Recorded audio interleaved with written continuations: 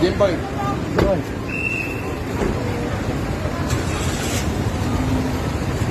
May dala ba kayong motor?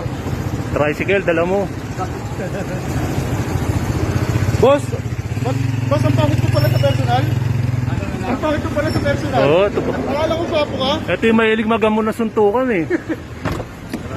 Liga, suntukan tayo. Oh, labas. Tara, labas ka dyan, boss. Suntukan tayo. Kaya mo matama ka. Sa online ka lang pala Halika! matama. Oy, suntukan tayo. Tangina mo. O ano, kulaong, kitang-kita ang kaduwagan mo. Hinamong ka na harap-harapan. Wala ka pa ding nagawa. Puro ng bayag mo.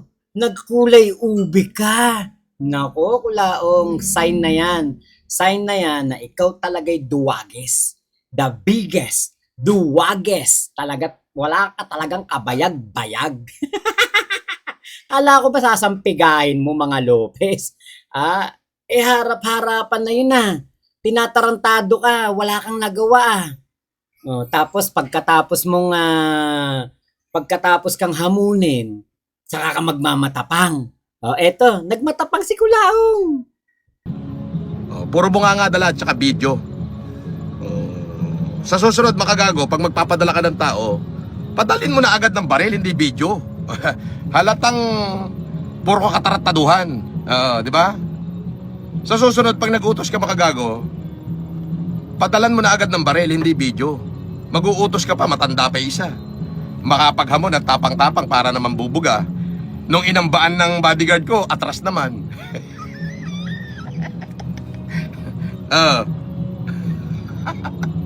Di ba? At ako po ay nakaranas ngayon ng pangaharas diyan sa Parañaque. Utos yan ni makagago. Siyempre nga naman, politiko yung pamilya niya dyan So, tayo ay nakaranas ng pangaharas paglabas natin. Dangan nga lang tayo ay marespeto sa City Hall, marespeto tayo, baka gumawa ng gulo. Di ba? Tayo ay marespeto, kaya makagago sa susunod, magpagpapadala ka ng tao, yung may tira, yung may baril, dala video, at saka bunganga. Aawatin lang ng driver ko, atras, natakot. Aawatin lang ng bodyguard ko, hindi na ba sasapakin? Umatras, natakot. Bunganga, layo. Suntukan tayo. Layo naman ang layo, ayaw naman lumapit. Nakakatawa kayo? Di bale na picture naman yung tatlong pagmumukha niyong pangit. Malay mo, sa ibang lugar makita kayo ng bodyguard ko, kilitiin kayo. Ganoon lang kasimple yun. Di ba? Di ba? Malay mo, magkita tayo sa ibang panahon, sa ibang lugar. Di ba? Mabati kita, oy, kumusta ka? Di ba? Tayo na. Makagago, sa susunod naman, pag magpapadala ka, wag naman puro cellphone ang dala. Di ba? Ang pansinin yan. Wala namang harm yan kasi ang dala lang yan is cellphone. Cellphone lang ang dala niyan. Tanggalin mo cellphone mo, aabutin ka. Di ba? Tanggalin mo cellphone mo. Tanggalin mo cellphone mo. Di ba? Mga kamag-anak na yan. Wala namang bearing yan Ang bearing niya puro kwento. Puro kwento ang laban. Ayan tamo, lalayo na. Ba't di ka sumunod dito? Kung talagang may tira ka, sumunod ka sa akin. Takot lang yan, nakita mo na. Takot lang yan, sir.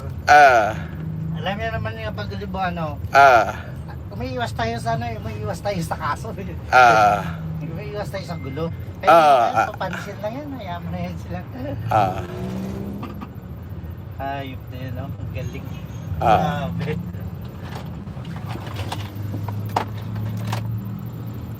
Dumiretso, Akala ko ba may tira? Puta, bakit natakot?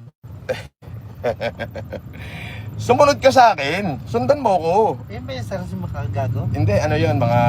Troll lang? Troll. Sumunod ka sa akin. Ayaw sumunod. Hanggang video lang naman. Kung matapang ka, ba't di mo subukan pukulin yung sasakyan ko? Di mo subukang hampasin. Di ba? Hindi puro ka video. Gano'n na daw ngayon ang panlaban sa... Ano na? Gano'n na daw ang panlaban video. Video na. Ibidin siya daw. Ha? Ibidin siya. Hanggang video na lang ba kayo? Wala ba iba? Di ba?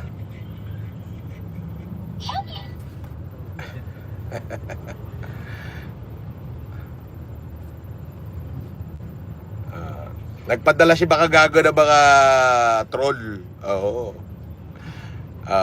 Pero wala, puro video-video lang ang dala.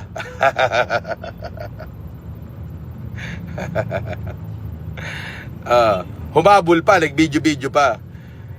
Sumunod ka sa akin kung talagang may tira ka. Sundan mo ko. Pukulin mo yung sasakyan ko o kaya basagin mo para naman malaman mo ang hinahanap mo.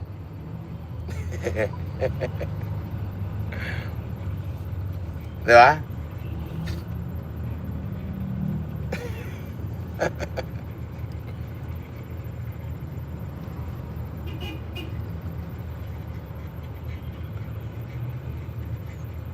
Oh, di ba? Ayun. Oh. Nagpadala si Makagago ng troll, hindi naman tayo papatol sa ganun eh. Syempre, ano tayo eh, celebrity tayong tao, kaya hindi tayo papatol. Pero syempre, gusto lang natin sabihin na kung talagang may tira, alam ko nanonood din yun, kupal na yun eh. Sumunod ka nga sa akin, halika nga, kuha kang pamalo, basagin mo yung salamin ko. Halika, hindi puro ka kwento. Pwede ba naman yung kwento? Pwede ba naman video?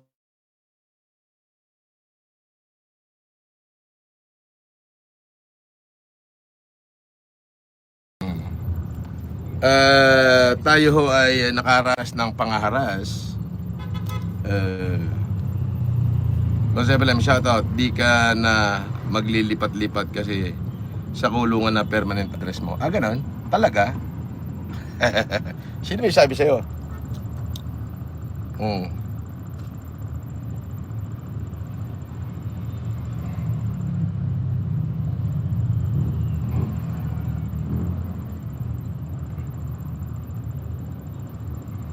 Sino may sabi?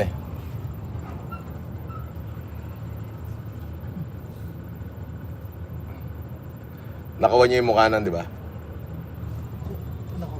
Nakuha mo yung mukha nun? Oo. Na-picturean nyo? Napicturean po. Okay, good.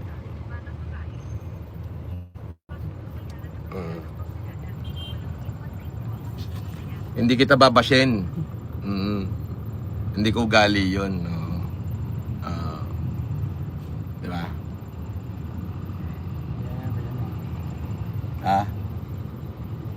Hayaan mo lang sila. Basta pagkakwentuhan lang. Basta walang ano. Pero pagka halimbawa hinampas yung sasakyan natin, alam nyo na gagawin nyo. Mata lang ang walang latay.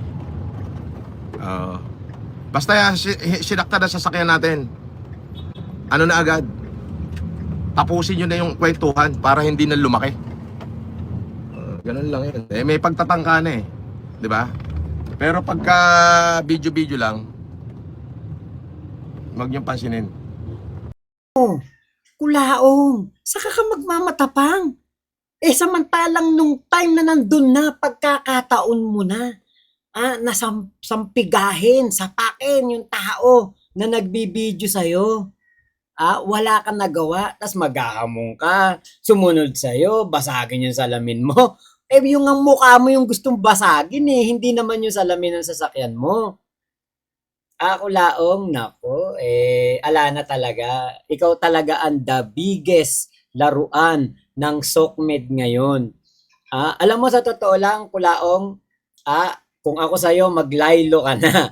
Napapansin ka na. Sobra ka nang napapansin. Noon, gusto mo lang magpasikat eh. Ngayon, pansin na pansin ka na. Lahat ng ginagawa mo, napapansin na. At alam mo ba, nabubuisit na rin sa'yo yung ibang mga content creator. Bakit? Puro mukha mo lumalabas sa newsfeed. Ang pangit-pangit mo daw. Ang daming lumalabas ngayon ng mga content creator na kino-call out ka na tama na pagpapasikat mo. Na tama na ang pagpapapansin mo dahil negative naman eh. Hindi nakakatulong sa mga Pilipino. Hindi nakakatulong sa taong bayan. Kahit nga sa kalikasan wala kang naitutulong dahil yung mukha mo kalat. Yung mukha mo basura. Nandidiri na sila sa'yo. Kulaong hindi ito ang kasikatan na gusto mo eh. Ang gusto mo, di ba, kasikatan, pilantropo. Tumutulong sa mga mahihirap. Kaya lang ang nangyari, puro negative, nagsusuot ng uniforme ng general na kunwari pa, hinahamon mo ng suntukan kaibigan mo naman yan. Kaya nga, di ba, sabi mo doon sa iyong video, urur, Panginoon ako doon. Kasi protektado ka pala ng general, region to regional director, na isusuot mo yung uniforme. Talagang sanggandikit kayo niyan. Hindi mo naman maisusuot yung uniforme niyan kung hindi kayo talaga magkaibigan. Nako, kulaong, grabe na ang nararanasan mo ngayon na paghihirap. Talagang hilahod na hilahod ka. Hiram na lang ng tapang sa mga kasama. Hiram na lang ng tapang sa mga nababasa na comment. Ganyan na lang ang nangyayari sa iyo, kulaong. Pero ang totoo, hilahod na hilahod ka. Pinaghirap ni MG ang buhay mo. Yun ang totoo. Wala ka talagang maibabatbat. Wala ka talagang panama. Hilahod na hilahod ka. This is your downfall, kulaong. Downfall mo na to, eto na ang pagbagsak mo, wala ka na talagang maiaangat pa. Talagang wala ka ng ibang pupuntahan kung hindi pagbaba at paghoyo. Malapit na ang iyong warrant of arrest at ayon dun sa nakausap ko, ayon doon sa nagtimbre sa akin, nako, kulaong, tama nga talaga yung sinabi ni MG, malapit-lapit ka na. Malapit na at hindi na magtatagal, makikita na ng sambayanang Pilipino ang pinakahihintay, the biggest arrest na mangyayari sa isang SOCMED, sa isang influencer, bad influencer dito sa mundo ng SOCMED. Makikita nila kung paano ka poposasan live. Talagang pagkahuli sa'yo, syempre magpapiyansa ka. Yan naman lagi mong iniyayabang magpapiyansa ka. Kaya lang, paano kung pagkapiyansa mo, meron na namang isang bagong warrant of arrest? Yun ang masaklap. Tinuro mo kasi yan Ikaw pa kasi ang nagsabi na ganyan ang gagawin mo. Ngayon, yan ang gagawin sa'yo. So paglaya mo, dahil nakapagpiyansa ka, balik ka na naman sa hoyo dahil meron ka na namang bagong warrant of arrest na isisilbi sa'yo. Di syempre, magyayabang ka. May pangpiyansa ka. Kaya lang Biyernes, sarado na ang korte. Di lalaya ka mga Lunes or Martes pa. Nako, 3 gabi ka na nasa hoyo, huwag kang magbabagsak ng sabon. Yari ka kay Dagul at Peryong.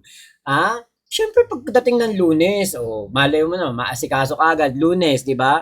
Lalaya ka. Siyempre, meron kang pampiyanse. Kaya lang, ang masaklap nito, baka pagdating ng Lunes, paglaya mo, at hawak mo na release paper mo, kasamang abogado mo, naku, meron ka na namang warrant of arrest. ilang counts yun? Kung 20 count ang pumasa sa korte, na ikinasa sa'yo ni Makagago, di 20 times ka ding pabalik-balik sa loob ng hoyo? Ang tanong, meron ka bang matik na pangpiyansa? Paano kung 40K ang piyansa mo? Times 20. Aba, hindi naman pwedeng, teka lang ho, kukuha lang ho ako ng mauutangan doon sa Isabela o sa Cagayan. Babalik ho ko para magpiyansa. Hindi pwede yun, Kulaong. Kaya dito sa labanan na ito, Kulaong, ikaw ang talo. Tanggapin mo na. This is your downfall. This is your last time. Talagang end times mo to. End game mo na kung ano man ang tawag diyan. Talagang wala ka ng patutunguhan, Kulaong, kung hindi pababa at pahoyo. Para kang spaghetting pababa to at spaghetting pahoyo to. Talagang wala ka ng ibang choice, Kulaong, kung hindi isuko mo na yung sarili mo. Actually, safe ka doon. Mas safe ka doon sa labas. Kasi sa nakita kong video, mukhang galit na yung taong bayan sa'yo eh. Mukhang galit na yung mga tao sa'yo. Napansin ko, yung nagbibideo sa'yo, biro mo pinapabalang-pabalang ka lang, tricycle lang daw dala mo. Pero hindi mo nagawang sampigahin. So, tapang sokmed ka lang. Wala kang bayag talaga sa personal, Kulaong. Ganyan ka din naman nung nasa NBI. Tapang sokmed. Tapang YouTube. Pag nasa YouTube, ang tapang-tapa, akala mo kung sino. Pero sa personal, puro ang bayag. Magkukulay ube sa pagkapahiya.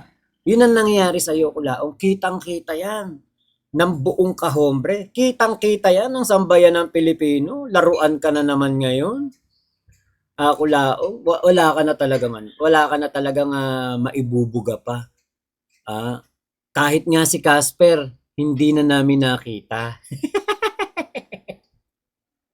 Hindi na babalik sa'yo si Casper, di mo kasi pinapasahod eh. Tapos kapag nakulong, hindi mo rin pipiyansahan. Ala na talaga, Kulaong. Ikaw talaga ang the biggest loser sa labanan na ito. Pinatulan mo pa kasi si MG. Dapat nung kinontent ka ni MG, nung may nag-comment sa'yo na binabanatan ka ni MG, dapat ganito na lang sinagot mo. Si Makagago. Sumagot dati sa Mayaman Challenge ko yun. Okay lang yun, content lang naman yun eh. Content lang yun, video lang yun. Hindi ako maapektuhan nun. Sana gano'n na lang sinabi mo. Kaya lang nagmayabang ka pa kasi. Nagsalita ka pa ng hindi maganda. Yan ang mali sa'yo, Kulaong. Dapat matuto kang magpakumbaba at magpalagpas. Kasi kapag hindi ka natuto ng dalawang yan, talagang babagsak ka at nakita na namin. Aral na to sa mga influencer na wag magmayabang, wag magmalaki kasi darating at darating ang araw, meron kang makakatapat. Kahit anong tapang mo sa sokmed, meron kang makakatapat. Kahit anong yabang mo, may mas mayabang sa'yo.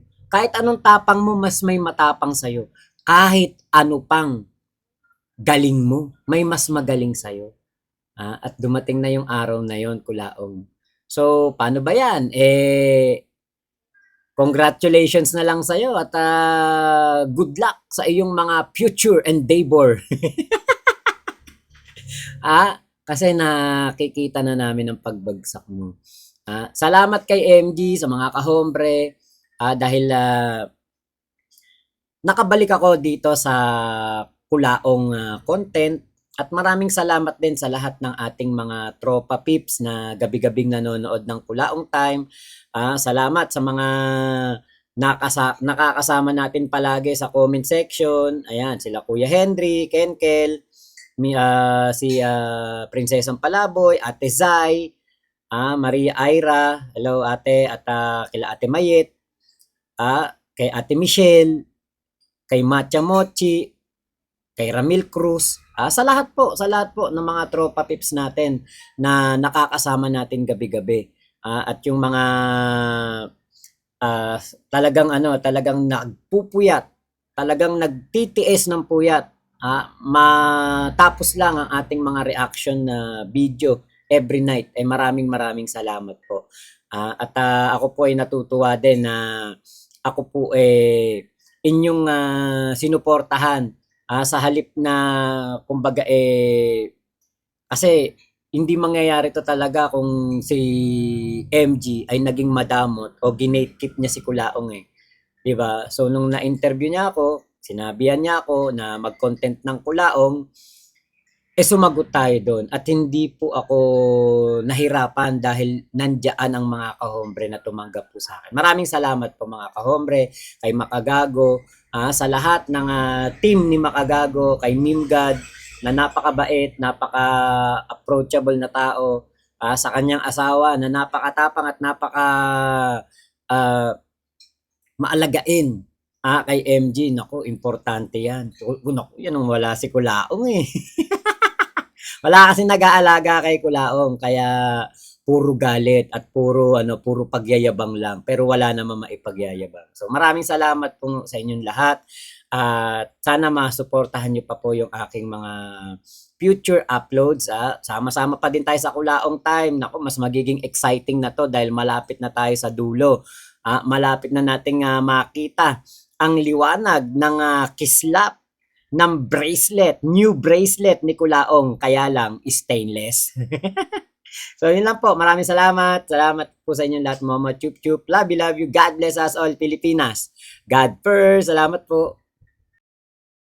Mad Flow Music. San Pablo Norman patay gutom.